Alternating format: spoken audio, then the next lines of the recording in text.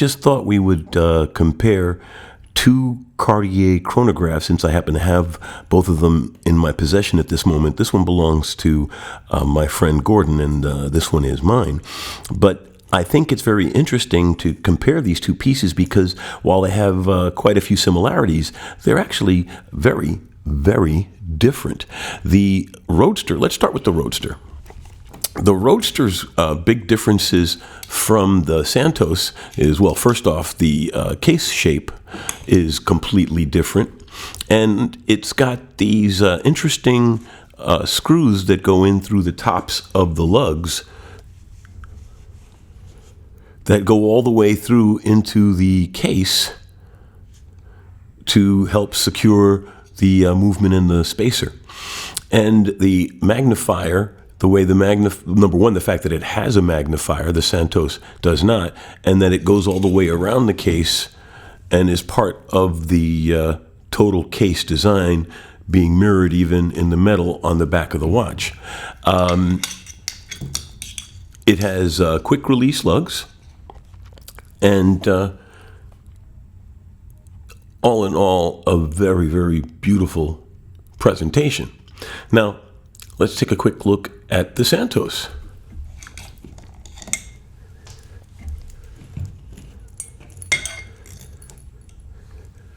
The Santos is the older design. It dates back, the basic design dates back to the original first men's wristwatch designed by Cartier for Santos Dumont.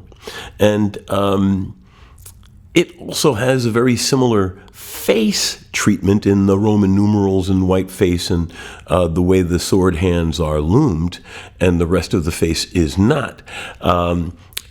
Interestingly, though, the Santos does not have a magnifier, and its pushers are kind of set up to almost act as crown guards. It has a gem in the top of the crown, and whereas the Roadster does not. And in general, it also has through-hole lugs, so you can change the straps, put on. I wear this on a NATO very often. So the two pieces are similar, yet very, very different.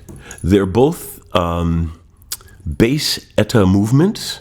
Neither are in-house movements. I believe the latest generation of the Santos is an in-house, and possibly also the latest generation of the Roadster. But these variations have ETA base. This is a modified 2894, I believe. And of course, they're both very, very heavily reworked by Cartier. And this is a base Valjoux 7753. And the big difference there is this has an outer pusher for date adjustment, hidden outer pusher for the date adjustment, and this one does not. It gets controlled from the crown.